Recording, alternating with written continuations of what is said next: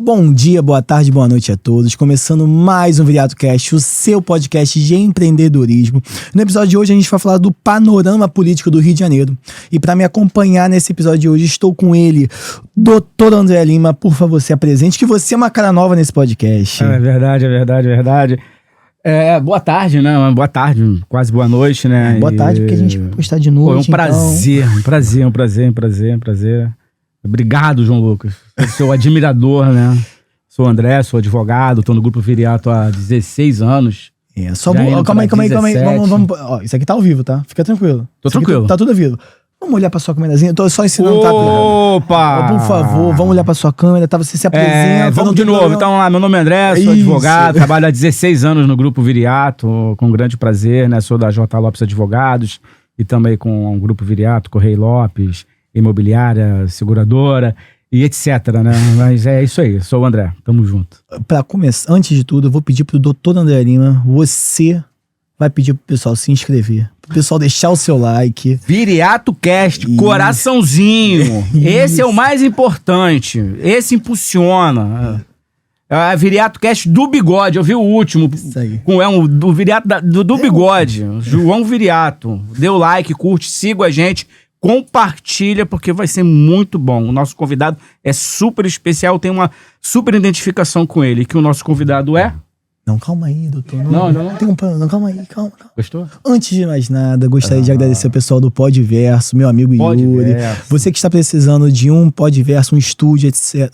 Um podcast aqui na Barra da Tijuca, um estúdio. Esse estúdio é maravilhoso. Entre em contato com o pessoal do Podverso, no @Podverso no Instagram. Fala com o pessoal, o Yuri, que ele vai estar à sua disposição para passar todos os panoramas que tem aqui. Mas antes de mais nada, quero apresentar meu amigo vascaíno, vereador. Saudações. Isso, Pedro Duarte, um prazer ter você aqui. Muito obrigado pela sua presença. Eu sei que a sua agenda é muito concorrida. Você acabou de casar. Então foi um pouquinho complicado, mas muito obrigado pelo seu espaço. Queria que você, pra quem não te conhece, se apresentar rapidinho. Claro, primeiro, João, André, prazer estar aqui. Também agradecer ao pessoal do Podverso, tá organizando o espaço.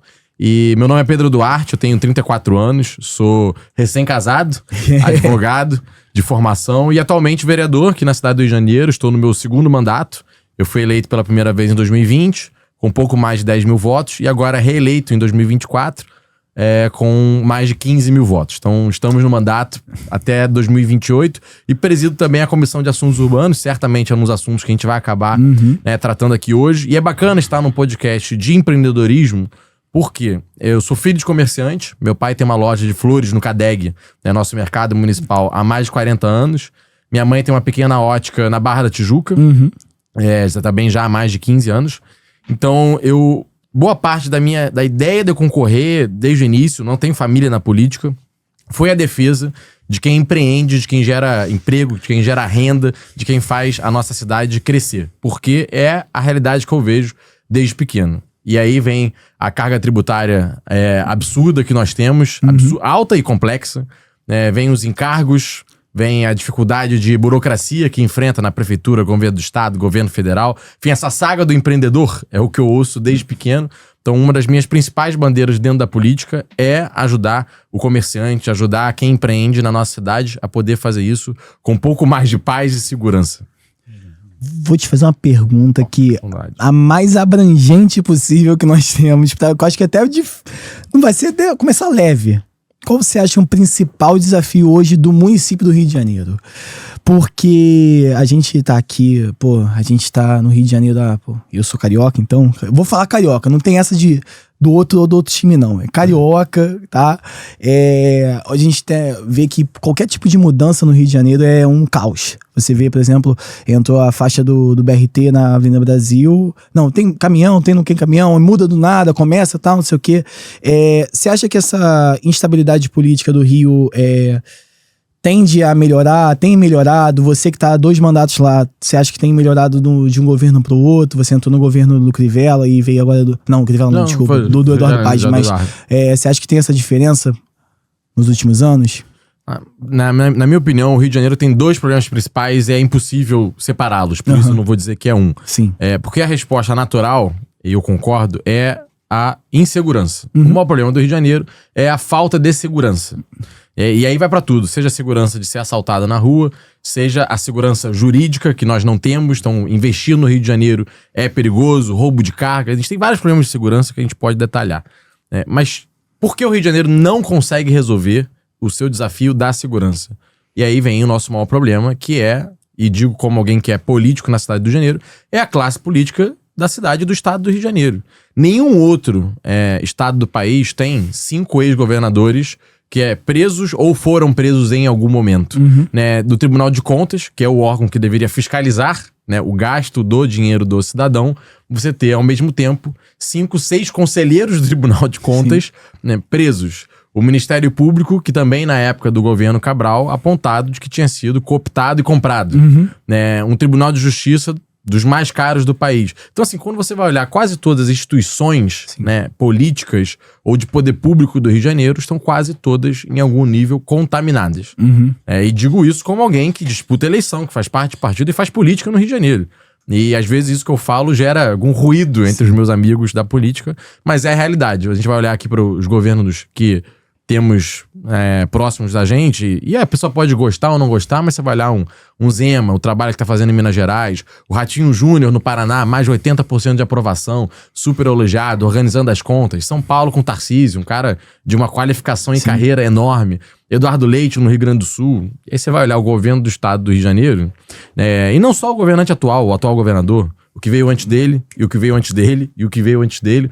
Então, a gente vai falar de segurança, mas como é que eu vou falar de segurança sem ter governantes, deputados estaduais, governador, né, vereadores, deputados federais, capazes de organizar a nossa polícia militar, civil, Tribunal de Justiça? Por isso, assim, o maior problema é a segurança. Mas se não tiver uma classe política que organize isso, não vai dar certo. Você complementando o que você acabou de falar, né, o nosso ex-vice-governador, né? Acabou de sair, foi pro TCE, exato. Agora a gente não. O governador. Uma negociata política. Exatamente. Aí o sucessor é o Eduardo Bacelar, aí tem a briga política e tal, sai a gente. Acho que ratifica ainda mais. Mas você acredita que essa insegurança no cargo, na questão dos políticos, etc., passa para todas as áreas do estado do Rio? Do estado mesmo que eu tô falando. Tudo fica contaminado. Você vai olhar, não é possível que seja coincidência. Vamos pegar, por exemplo, as concessões, né, que são os grandes investimentos de infraestrutura. Né? O Galeão, que é o nosso aeroporto, é a empresa que é de Singapura, gigante, administra o aeroporto de Singapura, que é dos maiores do mundo, top 1 em avaliação, empresa bilionária. Até 2, 3 anos atrás chegou a falar que ia abandonar a gestão do Galeão. Falou, eu tenho um contrato que eu estou abandonando. E aí, né, teve um Deus nos acura, todo mundo foi lá, né, teve até que restringir o Santos Dumont para ter fluxo de volta no Galeão, né, e o Galeão hoje ter uma sobrevida. Inclusive, acabou que vendeu a operação essa semana. Digo, saiu na imprensa, né, vendeu para um fundo. Então imagina, essa empresa com problemas operacionais. A Supervia, que é o nosso trem, que transporta centenas de milhares de pessoas todos os dias, era administrada por uma empresa japonesa, que administra o metrô em Tóquio, trem em Tóquio. Então se o cara consegue, um dos maiores do mundo, e aí chega aqui, mais uma vez, uma empresa bilionária, tem dinheiro, tem caixa, investiu e desistiu. A empresa já anunciou, estou abandonando a Supervia do Rio de Janeiro. Esse trem não tem como dar certo. Aí você vai olhar empresas de ônibus, 80% delas, beleza, teve pandemia, que realmente foi um duro golpe nelas, mas várias quebrando.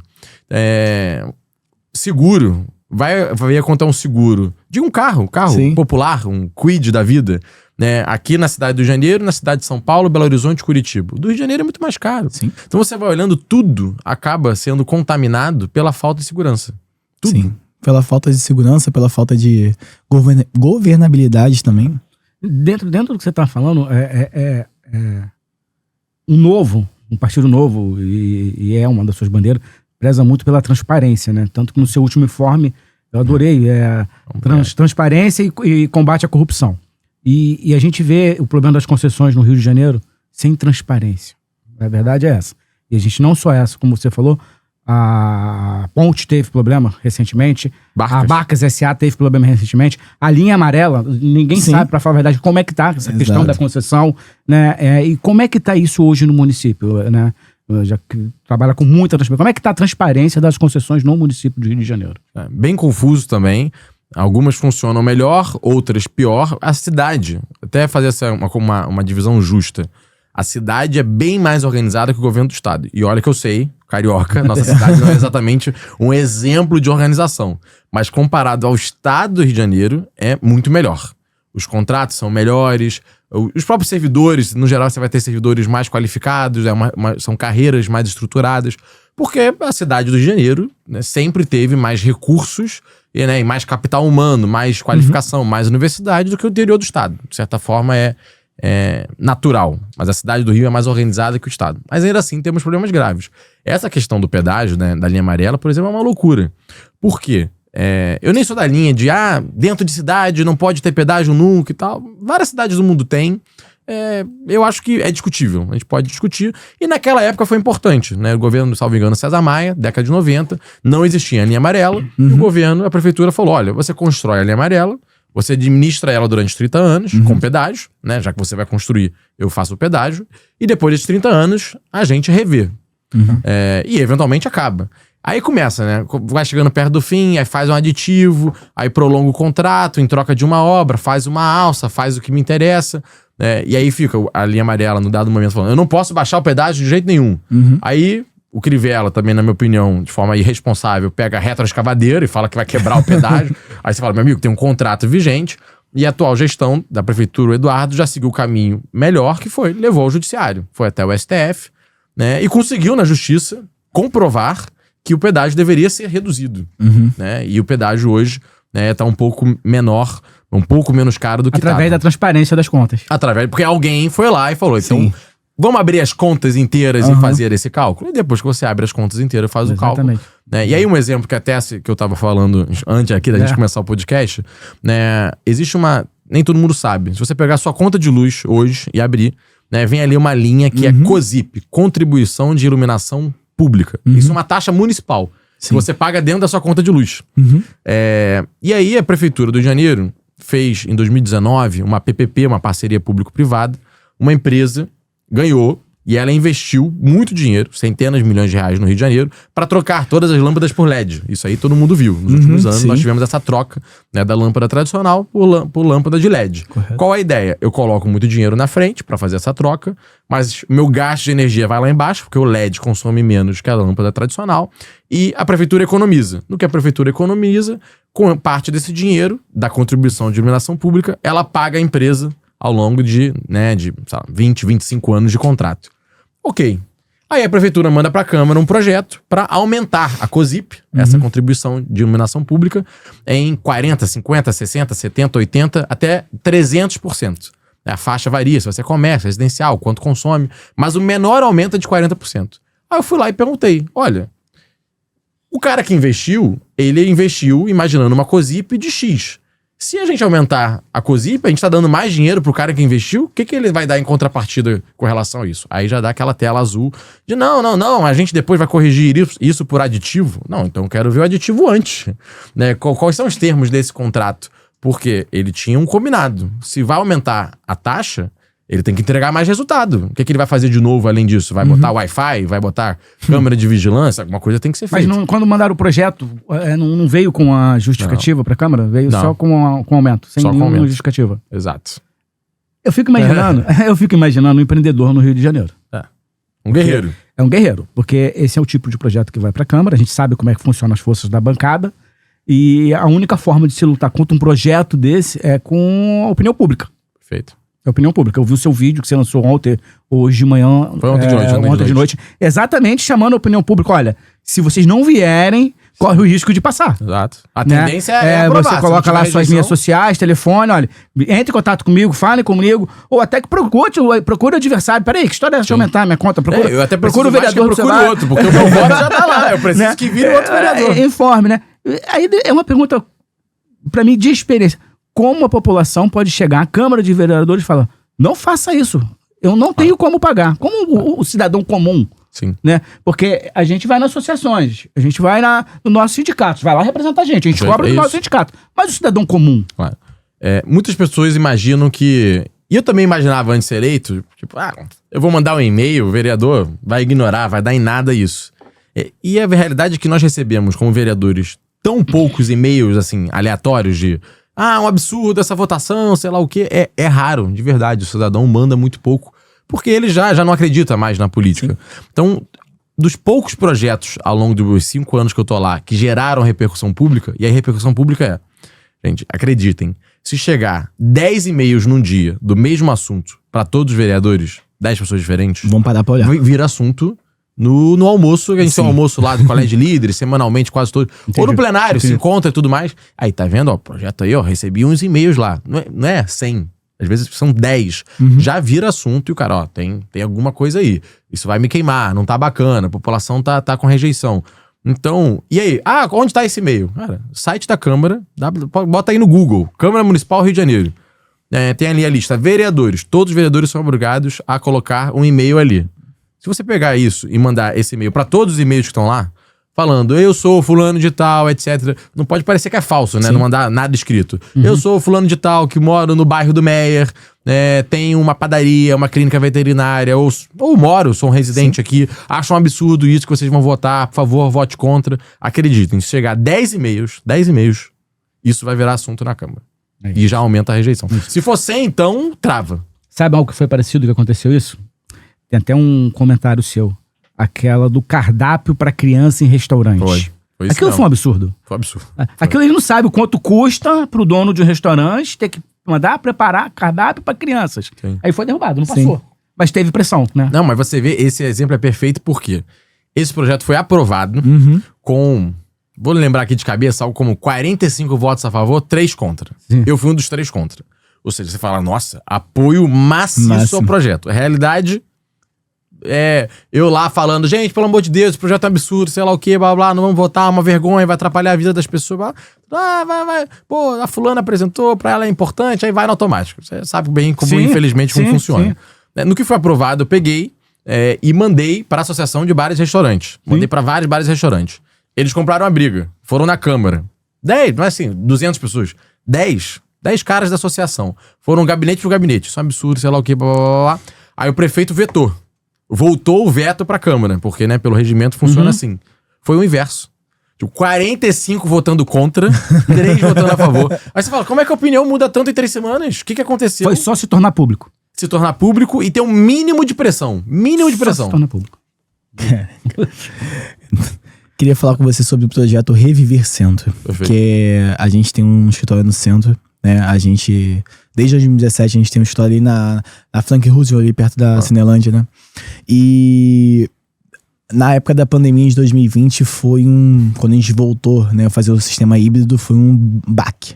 A gente viu o centro abandonado às traças e a impressão que se dava até 2021, 2022 era que não ia ter jeito, que as pessoas tinham abandonado o centro. Falava-se muito que o centro ia manter-se um home office, etc. E nos últimos anos e últimos meses eu tenho visto que o centro tem crescido. Particularmente ali na parte onde fica a Alerj. A Alerj ir para Carioca foi muito importante nesse projeto, mas eu queria falar da participação da Câmara nesse projeto. Acho que foi uma coisa que tem dado certo. Queria sua opinião também sobre. Eu fui eleito final de 2020, tomo posse em janeiro de 2021. Então, logo depois da pandemia, eu fiz, inclusive, a campanha de 2020 foi uma campanha difícil, porque era aquele momento de reabertura, ainda com muita máscara, as pessoas não querendo se encontrar. Então, para político, né, que é olho no olho, aperto de mão, conversar, foi suado, né? Então, eu entro na Câmara, que fica na Cinelândia, né, bem no coração do centro da cidade, em janeiro de 2021, e encontro exatamente esse cenário. Todos os restaurantes do entorno fechados, rua vazia, tudo quebrando. E aí, a Câmara com esse desafio de precisamos ajudar a recuperar o centro da cidade do Rio de Janeiro.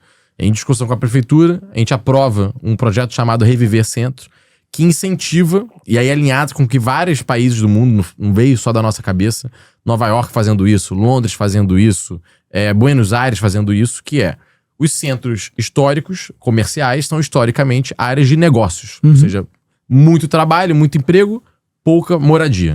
Padrão, isso não é uma novidade, não é uma exclusividade do Rio de Janeiro. São Paulo, a mesma coisa, Belo Horizonte, Porto Alegre. Então, uma vacância enorme, muito metro quadrado sobrando, ou seja, muito prédio vazio e pouca residência. E ainda assim, com muitos empregos na região, uma área com metrô, com parque, perto do aterro, uma área de qualidade, museu, uma área que teria qualidade para você morar, mas que não tinha nenhum lançamento residencial há mais de 20 anos. Zero unidades residenciais lançadas em 20 anos. E aí o que nós aprovamos? Uma legislação para incentivar lançamentos residenciais. Aí vem, né, incentivo tributário, incentivo fiscal, incentivo da legislação urbanística. Então, eu exijo vaga de garagem, mas não, no centro eu não exijo. Tem que ter encanamento de gás. Não, no centro pode ser cooktop. Tudo que eu pudesse fazer para facilitar um prédio no centro, porque muitos prédios já existiam. Então imagina você mudar um prédio e ter que quebrar ele inteiro para passar o gás. O prédio já existe, deixa ele como tá. E aí qual é o resultado nesses 5 anos? Mais de 4.000 unidades residenciais já lançadas. Muito do comércio do centro voltando. No entorno da Cinelândia mesmo, eu não vou dizer... Eu poderia listar aqui vários restaurantes que reabriram. A gente acompanha muito também o movimento das estações de metrô. É uma boa métrica. E há 4 anos, continuamente, todos os meses, são mais passageiros nas estações Cinelândia, Carioca e Uruguaiana. Todos os meses, desde 2021, todos os meses, até agora, nós temos um aumento do número de passageiros. O que é bom, é um bom sinal de que o centro continua voltando. É devagar, é lento, mas o importante é estar sempre andando adiante. E hoje mesmo eu gravei um vídeo, e aí tá no Globo, para impresso, quem quiser dar uma olhada. O maior lançamento residencial do Reviver foi anunciado hoje, que fica no prédio em cima da Carioca, que era aquele prédio da Caixa Econômica Federal. É um prédio enorme. De esquina. De esquina. E ele é esquina mesmo, né? Porque ele vai... Ali perto do Correio Lopes. Hoje tem uma loja embaixo que é Mercado de Coisas. Uma coisa dessa, uma loja grande. Casas. Melhor das Casas, isso. Que é na frente da Correio Lopes. Exatamente. Exato, ali mesmo. Aquele prédio é gigante. Foi a sede da Caixa Econômica Federal até 2018. Prédio estava alugando há muito tempo. O prédio é gigante. O prédio é gigante. São mais de 1.000 unidades residenciais que vão ser lançadas ali. Tem ótimo. O empreendedor, tem hoje a entrevista dele, né, no Globo. O Rafael, inclusive, que eu conheço. E mandei 1000 parabéns pra ele, porque é uma ousadia, mas uma ousadia positiva. E aí ele ali, como aquele térreo é gigante, já falou que vai ter supermercado. Caramba. Vai ser residencial padrão barra, no sentido de que piscina, academia, infraestrutura completa, porque o prédio é gigante. Caramba. E unidades de 96 metros quadrados. Porque muita gente fala, mas os poucos lançamentos residenciais que estão no centro, é muito estúdio, não serve pra família, primeiro pra alocação de curta temporada. Além desse debate, mas, 96 metros quadrados, 3/4, é a prova de que ele tá apostando que vai conseguir atrair, né, famílias para aquela região. E aí é no coração do centro da cidade, né? É Rio Branco, Estação Carioca. Então, assim, o efeito disso, na minha opinião, é muito positivo. E isso se somando a outras, como eu falei, já são mais de 4.000 unidades já lançadas. E além dessas agora. Eu aceito a transferência pra Correio Lopes agora. Preciso conversar rápido com o Dr. João. Pra Correio Lopes agora. Só vou atravessar a rua. É verdade, né? Vai ter gente que só vai atravessar a rua. Eu quero pro centro. Eu queria perguntar se você acha que o Terminal Gentileza tem muita importância nessa questão do aumento de tráfego entre as pessoas lá no tráfego, desculpa, lá no centro do Rio, porque eu percebo que de um ano pra cá tem aumentado muito mais as pessoas trabalhando, passagem de pessoas, empresários voltando a frequentar o centro, que isso era uma coisa que há 2-3 anos atrás era bem difícil. Acredito que ajuda, mas na minha opinião, a maioria das pessoas ali, elas já iam pro centro. Só que talvez de uma forma mais difícil e menos organizada. Então o Terminal Gentileza, ele é muito bem-vindo, porque ele organiza, né, e facilita a chegada das pessoas que vêm pela Brasil, que muitas vezes vinham por ônibus que faziam caminhos diferentes, engarrafava, dessa vez junta, e encaixa direto no VLT, que é um transporte de média capacidade, né, mas bem ou mal, é um trem, então ele não engarrafa, e o VLT tava vazio. O VLT vinha com um problema desde que ele foi criado, que ele nunca alcançou a capacidade esperada. Então quando você tem essa ideia de andar dentro do centro da cidade de carro ou de ônibus, é congestionado. Então vamos pegar a ponta do centro, vamos fazer uma grande estação, os ônibus todos chegam por ali, e dali eu coloco essas pessoas para andar de VLT, que é um trem, não pega engarrafamento, passa nas estações certinhas, tudo mais. Então eu acho essa ideia muito boa, porque andar sob rodas no centro da cidade é uma furada. Seja ônibus, seja carro, né? Centro da cidade não é para isso. Você vai congestionar, vai gastar tempo da sua vida. Então é bacana o Terminal Gentileza serve muito para essa integração. Você poder botar todos os ônibus pro mesmo lugar, ou quase todos eles, e dali as pessoas, né, com a mesma passagem, entrarem no VLT. Aproveitando essa deixa... Eu ia falar sobre isso agora. Pode falar. Te dou essa... Eu vou com Jaé, eu vou com o Rio Cardi. Isso aí é uma bagunça. Isso foi um erro. Isso foi um erro. Eu tô reclamando disso há meses. A prefeitura inventou de fazer um outro cartão para dificultar a vida de todo mundo. E agora a pessoa fica na dúvida, é o Jaé ou é o Rio Cardi? O Jaé não funciona, não integra, cobra 2 vezes. Isso aí eu tenho reclamado muito. Aí, na minha opinião, foi uma bola fora. E eu falo pra você como empresário, tá? Como um gestor de CLT, tá? Que é muito complicado, porque a gente teve que parar o pessoal do escritório.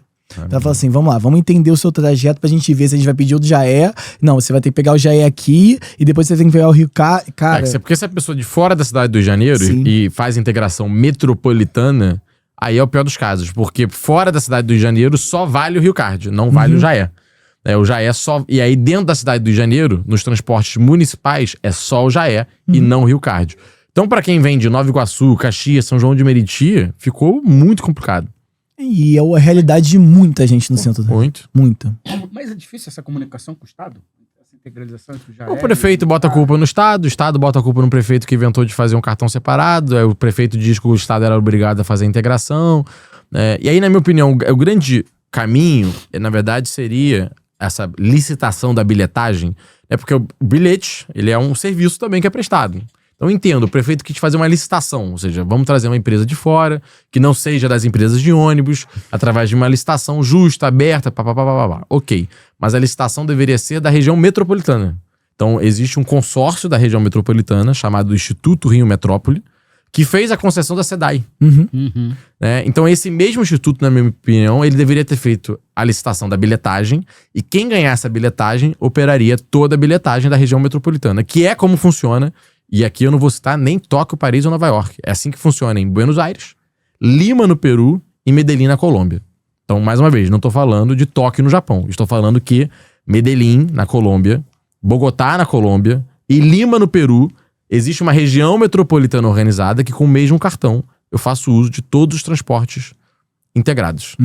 E mais uma vez, não é Tóquio, é Medellín. Se Medellín na Colômbia consegue, o Rio de Janeiro consegue. A gente consegue. Uma das bandeiras do prefeito e da prefeitura é criticar a falta de transparência, uma coisa. Vamos voltar a esse assunto do Rio Cardi. Você concorda com isso? Você estando na Câmara tem essa visão também? E se eu te botar num limbo pra escolher um dos dois, o Jaé ou o Rio Cardi, teria como escolher? Tinha problemas de transparência que já não eram mais como foram 10 anos atrás. E é engraçado que naquela época até o prefeito era bem próximo de todas as empresas de ônibus, isso nunca foi um problema. Isso. O Rio Cardi operou aí 15 anos, 20 anos. E de fato, todo mundo sabe, as empresas de ônibus já foram no passado uma máfia muito forte. Funcionava realmente como máfia. Veio, 2013, aquela quebradeira com relação aos ônibus, aumento da tarifa, lava-jato, empresário preso, e o sistema mudou muito. Mudou muito. Eu digo porque eu já tive reunião, tanto com o pessoal do Jaé, quanto da diretoria do Rio Cardi, diretoria do Jaé e o Rio Cardi hoje é gerido por profissionais muito sérios. Pessoas que vieram de outras empresas grandes, que têm uma carreira pra zelar. E aí gente, é botar no LinkedIn, procura... CEO Rio Cardi, vocês vão entender o que eu tô falando. E o cara me mostrou que eles passaram por uma due diligence gigante, organizaram tudo que tinha, que hoje os dados são enviados para a prefeitura, e de fato são porque estavam no site da prefeitura. Então eu, como podia acessar o site da prefeitura, encontrar boa parte dos dados. Eram todos os dados? Não. A prefeitura tinha que rechecar os dados, porque os dados vinham? Sim, tinha que rechecar os dados, mas os dados existiam. Tanto existiam que a prefeitura... Em 2022, aprovou ter subsídio. Ou seja, a prefeitura pagar para as empresas de ônibus para elas rodarem, e segurar a tarifa. O que ela não fazia até 2022. E a prefeitura pagava o subsídio, pagava e paga o subsídio, mas pagou aí durante 2 anos com gestão do Rio Cardi. Durante esses 2 anos, ela pagou o subsídio com base nas informações que o Rio Cardi deu. Então, assim... Ou, se a prefeitura diz que os dados são mentirosos, como é que ela paga dinheiro público com base em dados mentirosos? É porque os dados, eles eram auditados, em algum nível ela tinha confiança. Sim. Né? E aí essa troca, que mais uma vez, eu também concordo que o ideal é ter uma empresa que não seja das empresas de ônibus fazendo a gestão do bilhete. Isso dá mais independência. Concordo. E aí o caminho seria fazer na forma metropolitana. O governo do estado ou o prefeito, que é o prefeito da capital, junto os prefeitos da região metropolitana, Nova Iguaçu, São João de Meriti, Caxias, vamos fazer uma licitação conjunta? Que aí todas as nossas cidades que conversam umas com as outras passam a ter o mesmo cartão? Na minha opinião, era muito mais organizado. E aí fica numa escolha de Sofia, entre o Jaé e o Rio Card, porque, como eu disse, a vantagem do Jaé é ser independente das empresas de ônibus. Sim. Mas tem a desvantagem de ser fragmentado no sistema. E o Rio Card tem a desvantagem de ser das empresas de ônibus, então você tem que estar constantemente auditando os números e sempre preocupado. Mas tem a vantagem de que ele funciona em quase todo o estado do Rio de Janeiro. Isso pro empreendedor, ele é muito difícil. A reforma tributária vai impactar na sua empresa. Você quer saber como? O Grupo Viriato vai realizar um seminário no dia 16 de outubro com todas as informações e você precisa estar presente. Novos impostos, fim do ICMS, PIS e COFINS, base ampla de incidência e até cashback de tributos. Parece confuso, né? Mas no nosso evento vamos mostrar de forma prática como essas mudanças afetam as empresas e empreendedores. Não esquece, dia 16 de outubro, às 9 horas no Barra Life, você vai entender de forma clara como se preparar para o futuro. Clique no link e garanta sua vaga agora mesmo, de forma presencial ou online.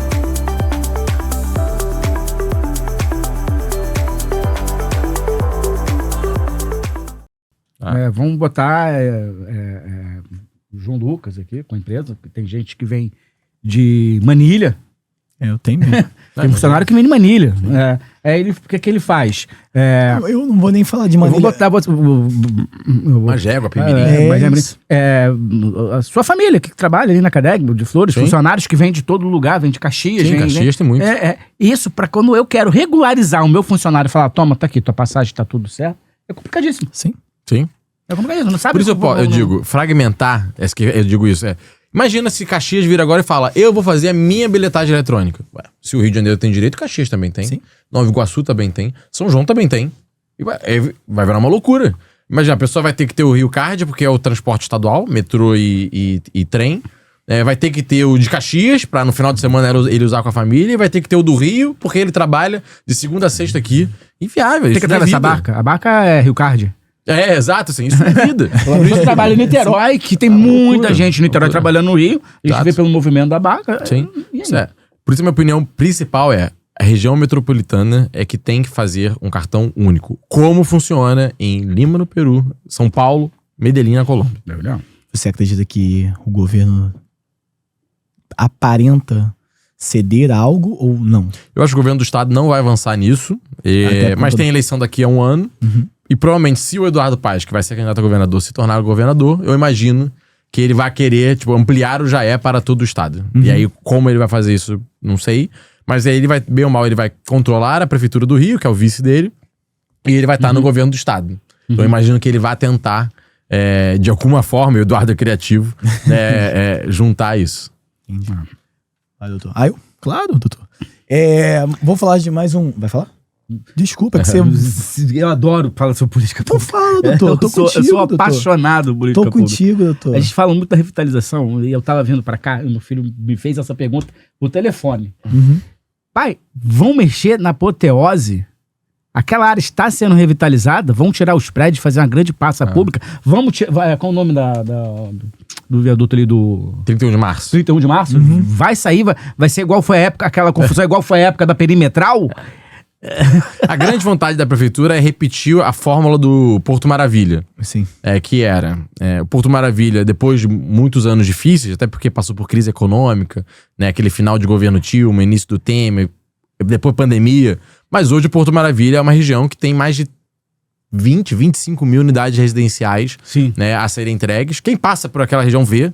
Prédio atrás de prédio subindo. Uhum. E lança 1.000 unidades e vende 1.000 unidades. Agora tem um lançamento de São Cristóvão, porque começou a passar pro outro lado da Francisco Bicalho, de 2.000 unidades.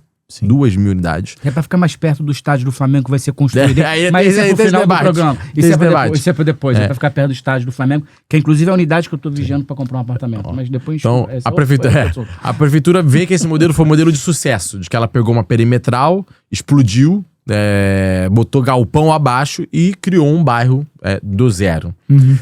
E a prefeitura identificou que a região ali do Sambódromo, Apoteose, o Boulevard 31 de Março, também teria esse potencial. Eu não vou dizer nem que é possível, nem que é impossível, tem que ver estudos. Hoje não existem estudos com relação a isso. Isso é uma conta muito difícil, por quê? O que você tem que ver?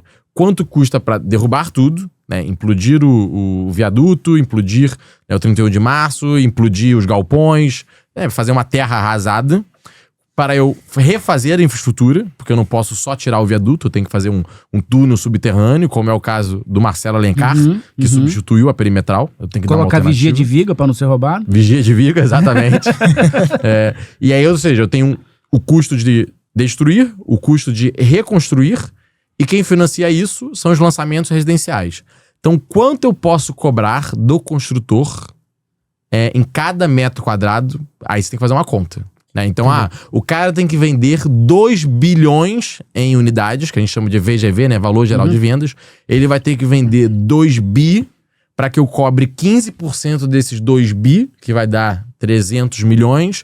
Com 300 milhões eu faço tudo que eu preciso fazer. Essa conta que não existe ainda. E ela precisa ser feita, né? Senão é uma discussão que não faz sentido. Eu, particularmente, acredito que o Porto ainda tem muito para crescer, que é ali do lado, não é uma outra área, é uma área muito próxima. E se eu fosse apostar, eu apostaria que a expansão não é pro Catumbi ali, para aquela área da 31 de Março, mas sim para São Cristóvão, como eu acabei de citar. Na minha opinião, o crescimento do Porto ele vai extravasar pro outro lado da Francisco Bicalho, e a tendência é a gente ver o crescimento e recuperação de Benfica e São Cristóvão. Para mim, a fronteira do crescimento está ali, e não pro Catumbi. Mas aí é minha aposta, a gente sabe. Inclusive, posso estar errado daqui a alguns anos. Inclusive melhorando um estádio que tem ali. Aí tem essa... Tem a reforma de São Januário, para ampliação do nosso estádio. Exatamente. E a provável expansão do VLT, que a prefeitura fala muito hoje. Expandir o VLT, que já foi levado até o Terminal Gentileza, que ele continue e entre em São Cristóvão. Show. Entendeu? Entendi, e aí eu acho... E aí imagina, você tá... naquele início ali de São Cristóvão, feira de traduções nordestinas, eventualmente chegar em São Januário, chegar no CADEG, chegar nos pontos principais da região, e você poder comprar um residencial do lado do VLT, que vai te deixar no centro da cidade em 15, 20 minutos. Isso é uma qualidade de vida grande. Vou te dar uma notícia. Vou fingir, fazer um marketing rapidinho aqui, comercial. Opa. Sabe onde você pode comprar todos esses lançamentos do Porto Maravilha e também de São Cristóvão? Boa! Na Viriato Imobiliária. Fale conosco. Viriato Imobiliária.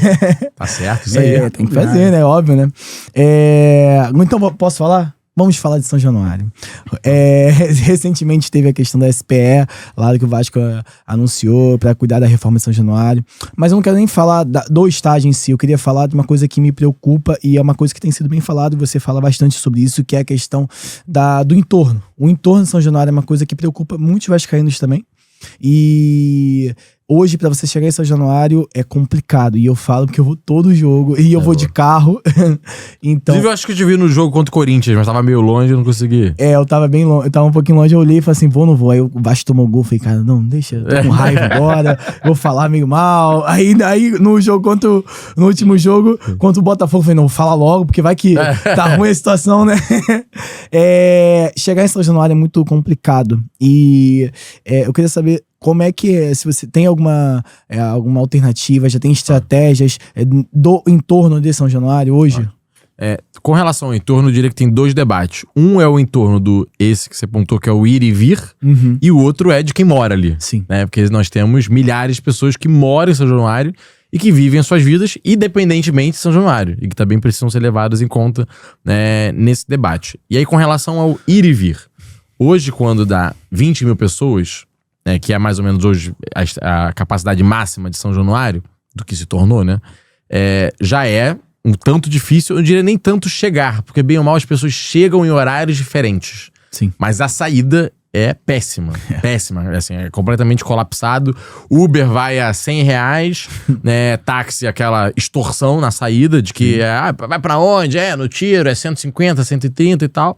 Né? E você tem um caminho mais barato, que seria você caminhar até o BRT, uns 700, 800 metros hoje, e pegar o BRT na estação Vasco da Gama, que inclusive eu sempre fico oficiando na prefeitura para que o BRT, né, em dia de jogo do Vasco, tenha maior frequência, sobretudo agora, por exemplo, contra o Botafogo, terminou 11 e pouca da noite. Manter um intervalo mais frequente nesse horário, sabendo que vão ter milhares de pessoas ali. Então, imagina aumentar isso para 45 mil. Sim. 2,5 vezes o que tem hoje e que na saída já colapsa. Você não vai resolver isso com carro. Vai ter estacionamento em São Januário? Bacana, mas isso para quem que quer engarrafamento, porque... e aí qualquer estado do mundo. Ir de carro é sempre pegar um engarrafamento.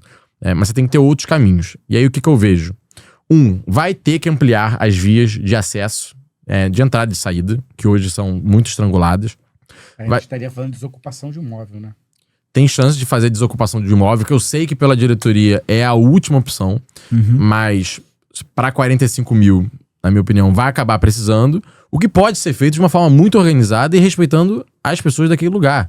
Porque realmente, desapropriar para jogar a pessoa para Santa Cruz, aí é muito injusto. Agora, tem terrenos na região, a gente está falando aqui tanto da revitalização da área, vamos pegar um terreno na região e fazer moradia naquela região para aquela pessoa? Na minha opinião, pode fazer bastante sentido.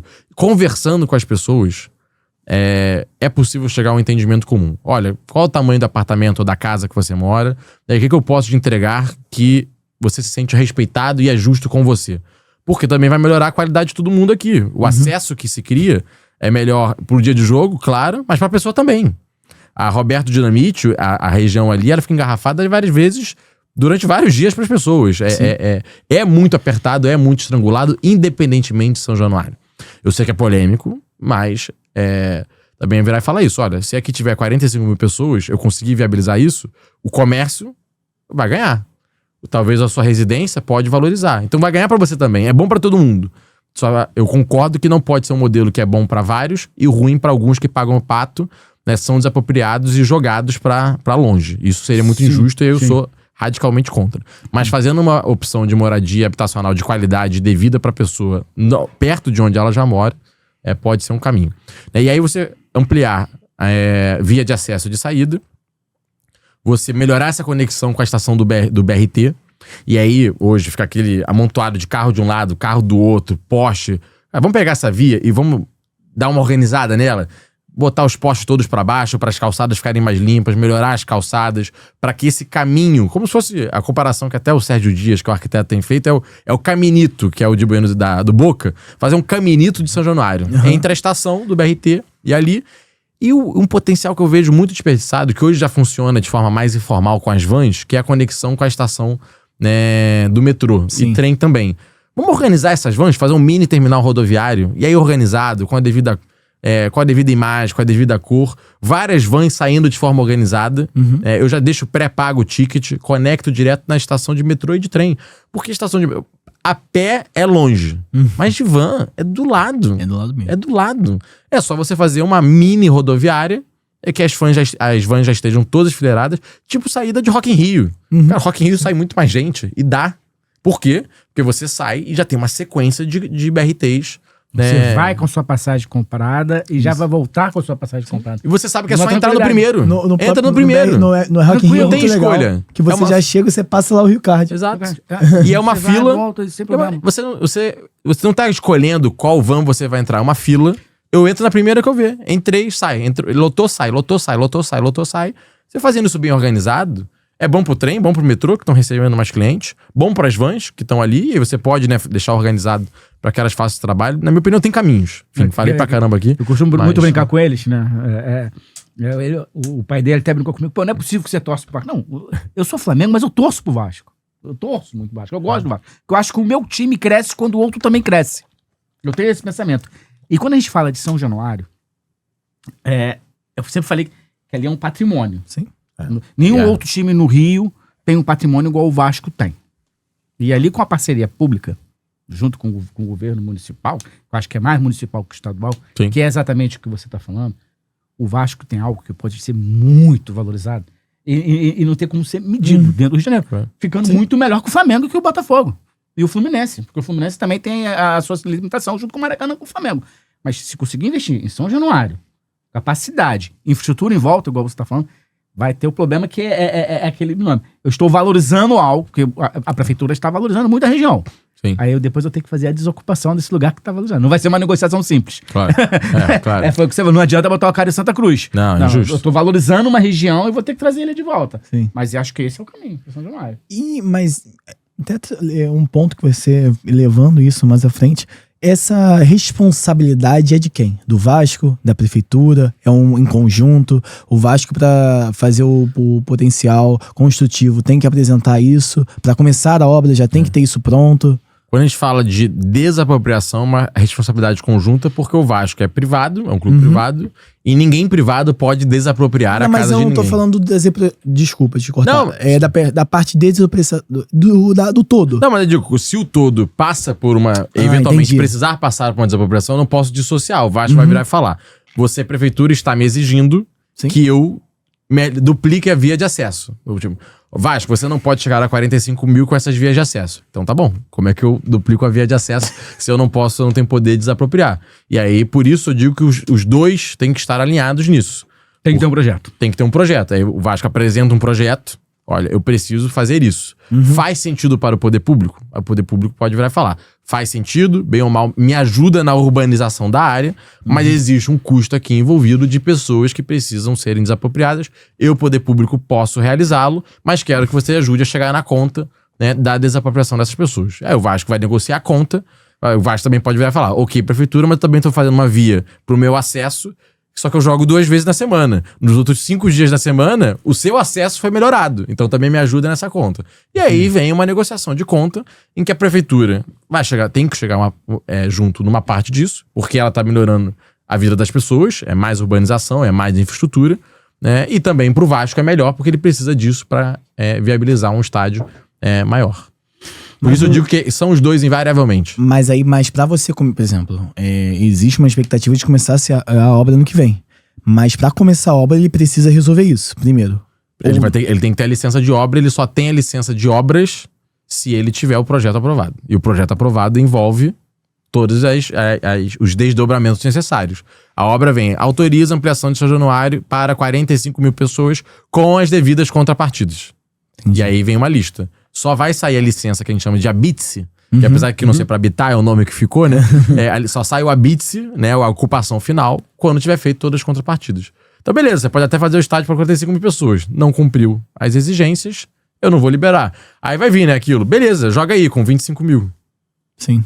Pode acontecer, o estádio cabe 45 e a prefeitura virar falar. Não vai poder usar sua lotação porque não cumpriu os requisitos. Você não cumpriu os requisitos, você pode jogar, mas com 25 mil ingressos vendidos. Então tem que estar bem alinhado com a prefeitura. Tem, com certeza. Tem que estar bem alinhado com a prefeitura. Mas acho que esse diálogo existe. Não, hoje é bom. Esse diálogo Tem as reuniões que a gente faz do Conselho Consultivo. Vamos representantes da Prefeitura, do Vasco, da Câmara Municipal. E a Prefeitura e hoje a diretoria tem uma boa relação. Claro que quando chegar na conta, a coisa vai ser quente. Mas aí é natural dos negócios, né? Entre empresários, a discussão várias vezes é quente e o negócio não morre por causa disso. Exatamente. Eu queria, só falando de obra pública... Vai, doutor. Eu lembro que quando a perimetral veio pro chão, se falava assim, a rodoviária vai embora. A rodoviária vai sair do centro do Rio. A gente não quer rodoviária aqui. E a rodoviária tá ali. Aí veio todas as músicas. E a rodoviária ainda continua ali. Como é que vai ficar a rodoviária? Novo Rio, né? Não sei nem se mudou. Novo Rio. Eu não vejo porque a gente tirar a rodoviária dali. É a entrada da cidade, a Francisco Bicalho. Por óbvio, a gente entra na cidade do Rio de Janeiro por diferentes lugares. Mas a Francisco Bicalho é tida como a entrada da cidade do Rio de Janeiro. E a rodoviária muito provavelmente vai continuar ali. Agora, o que mudou muito, e aí não é nem uma questão de poder público, a natureza das coisas mudou. E eu já não acredito muito mais nesse modelo de a rodoviária da cidade. Você pega esses aplicativos como Buzer, que crescem muito, e outras, Flixbus, que estão entrando nessa disputa. Hoje em dia você pega ônibus para São Paulo saindo de Campo Grande, que inclusive é muito mais justo do que o cara ir de Campo Grande pra rodoviária e da rodoviária pra São Paulo. Pô, coisa de louco, né? Então você tem ônibus hoje que sai de Campo Grande, que sai da Barra da Tijuca, que sai do Leblon, que sai de Botafogo, que sai do aterro do Flamengo e que também sai da rodoviária. Então, o caminho, na minha opinião, na verdade, nós temos mais rodoviárias na cidade. Mais rodoviárias menores, rodoviárias descentralizadas. Imagina essa coisa, uma cidade de 6,5 milhões de habitantes, grande como é o Rio de Janeiro, que você ir de Santa Cruz ao centro é um caminho de 60 quilômetros. É muito do que você ter algo centralizado. A rodoviária... Então, assim, deixa aquela rodoviária como tá e, na minha opinião, ela não vai crescer. Eu não incentivaria o crescimento dela. Eu incentivaria a descentralização desse embarque e desembarque. Que hoje é facilmente feito com aplicativo. Indo um pouquinho da rodoviária, um pouquinho mais pra frente, temos a Leopoldina. Sim. A Leopoldina, ano passado, foi anunciado que ia fazer um projeto de revitalização da Leopoldina. E eu, particularmente, não tenho visto mais notícias sobre isso. Eu não sei nem se começou a obra e... Tem algum panorama, alguma coisa que foi na Câmara para ser votada em relação a isso? Não foi votado nada na Câmara com relação a isso. O projeto ali, ele ainda está na fase realmente de projeto conceitual. Tem um debate de fazer um residencial atrás, porque você tem a Leopoldina histórica, né, que é a estação que nós vemos, e para trás dela tem onde ficavam os trens, que é um retângulo gigante. Sim. O residencial, por óbvio, não seria no Palacete Histórico, na estação histórica. Seria nesse retângulo onde foi a linha no passado. E o Palacete se tornaria... A estação se tornaria... Estão discutindo uma grande área comercial, um mercado... Estão vendo quais seriam as opções... Mas ainda em fase de discussão de números, porque é um imóvel do governo federal, que a prefeitura pediu autorização para desenvolver projeto, tem que recuperar o histórico, fazer o residencial e tem que ver, existe a polêmica, se residencial, assim, fazer o residencial é sacramentar o fim daquela estação como trem.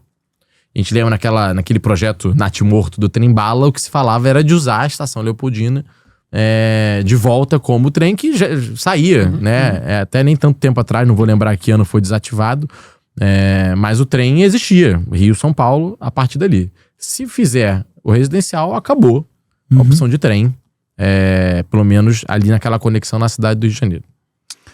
Vamos falar de 2026. Já estamos chegando na parte final do nosso podcast. Se eu não me engano, aí agora em novembro, outubro, filiação partidária, para poder ser candidato. Abril agora. Não é mais um ano, é 6 meses. Agora são 6 meses? Diminuiu? Então são 6 meses. Abril do ano que vem. Quem quiser ser candidato... Vai ser candidatado? Se filiar ao Partido Novo. Isso aí, exatamente. Fortalecer o Partido Novo, que é novo, de 2015, se eu não me engano. O registro saiu em 2015. O partido tem 10 anos. Acabou de fazer 10 anos. Você representando como único vereador na cidade do Rio de Janeiro. O único vereador da cidade do Rio de Janeiro do Novo. O que nós temos para o futuro do Novo? Bom, 2026 vai ser uma eleição muito importante para o Brasil. Não vou entrar aqui, né, muito em fazer campanha aberta desde já, mas por óbvio sou uma pessoa política, faço política e acredito que a política tem o potencial de resolver a vida das pessoas e infelizmente esse mesmo potencial de resolver é o potencial de atrapalhar. Né? E a política, quando aumenta imposto, aumenta a carga tributária, aumenta a burocracia, rompe contrato, ela atrapalha a vida das pessoas. Ela deixa o país mais pobre, inflação mais alta, juros mais altos. Agora, esses juros que inclusive atrapalham muito o setor imobiliário. Você financiar um apartamento é caríssimo, financiar uma casa é caríssimo, porque os juros levam embora seu dinheiro. E quando um país vai bem, ele gera emprego, gera renda, juros mais baixos, inflação mais baixa. E isso depende de política.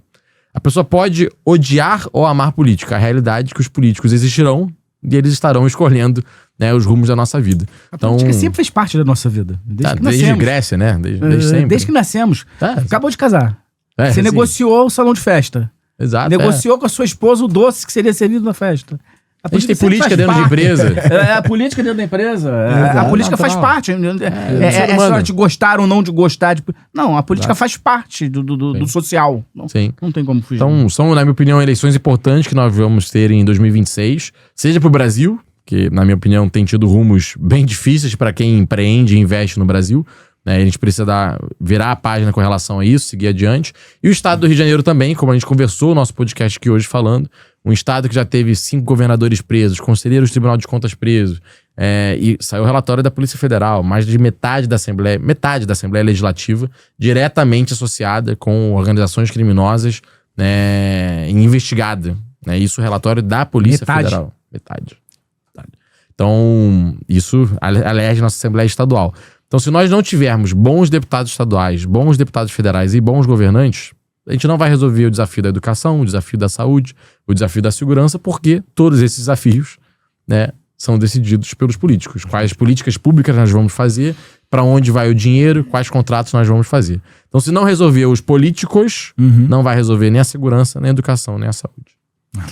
Em 2026, nosso vereador Pedro Duarte pode estar concorrendo a algum cargo? Sim. Hoje eu trabalho para disputar a eleição de deputado estadual, falo isso abertamente. Falei na minha reeleição. Na minha primeira eleição, 2020, eu deixei claro para todo mundo, eu falei, eu vou cumprir meu primeiro mandato inteiro. Tenho esse compromisso. Não vou virar secretário de ninguém, não vou concorrer para nada, vou cumprir os 4 anos. E foi exatamente o que eu fiz. E na reeleição, quando alguém perguntava, pô, Pedro, mas você pensa em disputar? Eu falo, penso. Vote em mim ou não vote, sabendo que no meu segundo mandato de vereador, eu cogito fazer uma eleição de estadual ou federal, dependendo das circunstâncias. E, na minha opinião, o Estado do Rio de Janeiro precisa muito hoje, pelo que a gente acabou de conversar aqui hoje, precisa muito de bons políticos na Assembleia Legislativa, que façam um debate necessário lá com relação à reforma total do nosso Estado. Então, por isso, penso em colocar meu nome à disposição, sim. Bom. Você falou uma palavra que eu gostei muito de conversar com você. Eu estou já a parte final, mas é muito rápido, prometo.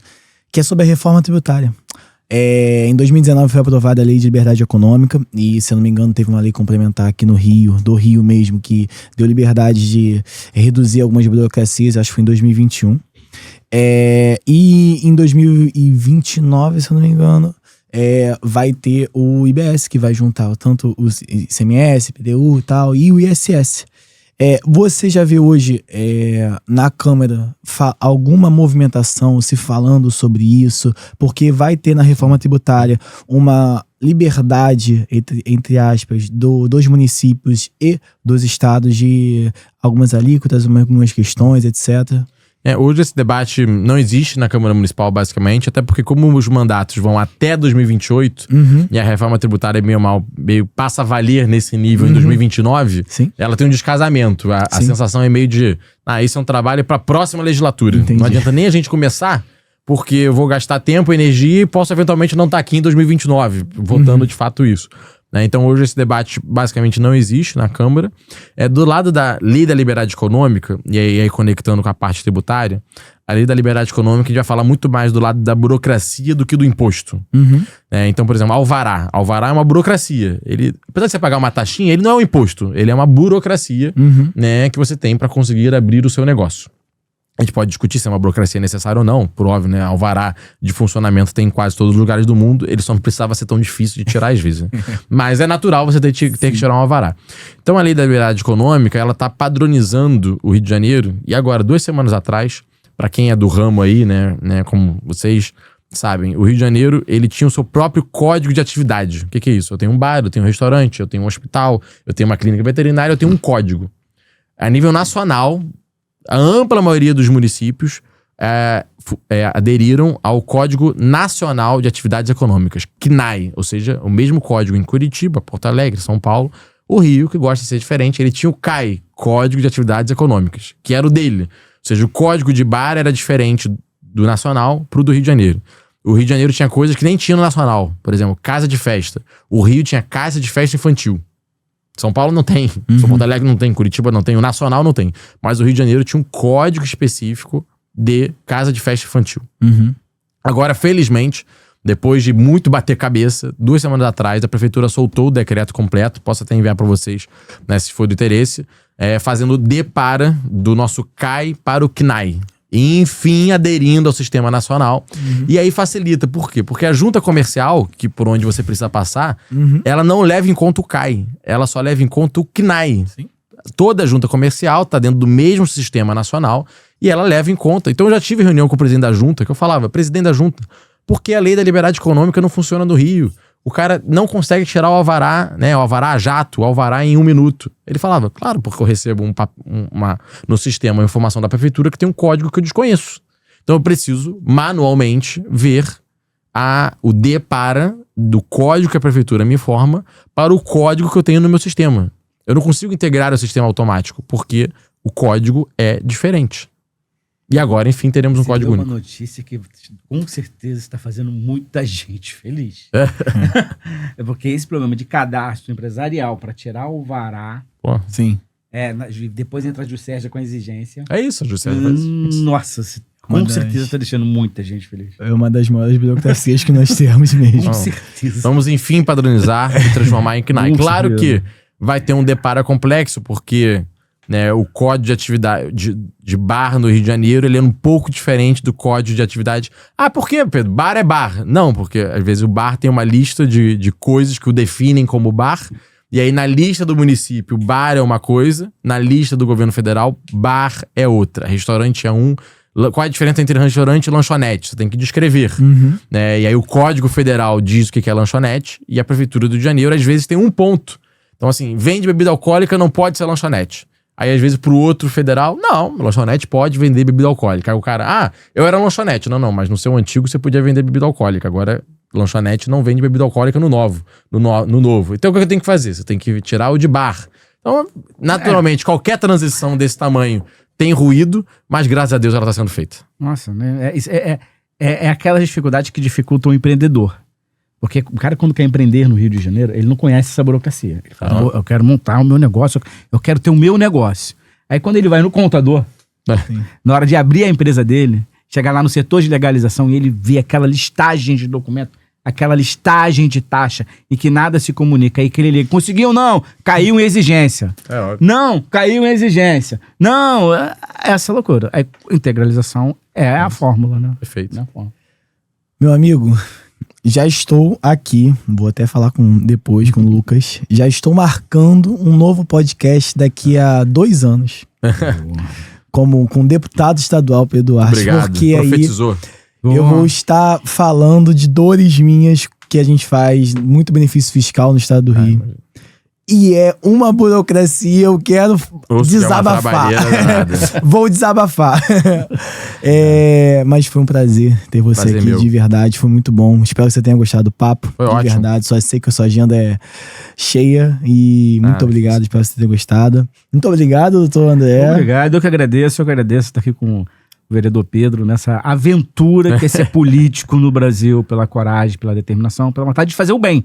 Que é o que acho que é o que falta. Transparência e vontade de fazer o bem, sem obscuridade. Vamos falar a verdade. Perfeito. É isso, como tá lá no seu jornal. Transparência. Eu adorei o informativo dele. Transparência, é isso aqui. É o mínimo. E simples, é o mínimo. Deveria ser o mínimo, mas infelizmente se tornou um diferencial.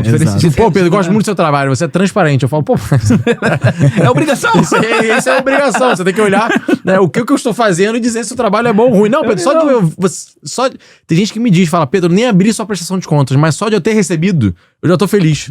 Aí eu falo, mas lê pra ver. Não, você já tá mandando, já tô me sentindo contemplado. Contemplado. Queria agradecer também meu amigo Flávio Dias por ter feito essa ponte. Craque. Craque, nosso parceiro de anos, desde 2019 estamos juntos. E é isso, muito obrigado. Queria que só te pedir um favor pra você olhar pra aquela câmera, falar suas redes sociais, onde as pessoas podem te encontrar, pra quem não te conhece. Perfeito. Pessoal, queria mais uma vez agradecer o convite para estar aqui. Esse papo foi ótimo, de poder falar de política, empreendedorismo, urbanismo. São assuntos que me fascinam e me motivam na vida pública. E para quem nos acompanhou aí e quiser continuar, o diálogo comigo, nas minhas redes sociais, todas elas, YouTube, Twitter, que agora é X, Instagram, Facebook, todas, é @Pedro Duarte Rio. Bem simples, não tem hífen, não tem traço, não tem nada. É @Pedro Duarte Rio em todas elas. Vai ser muito bem-vindo. Gostou? Você que gostou desse vídeo, deixe seu like, se inscreva no canal. Fique ligado nos próximos episódios do Viriato Cash. Valeu!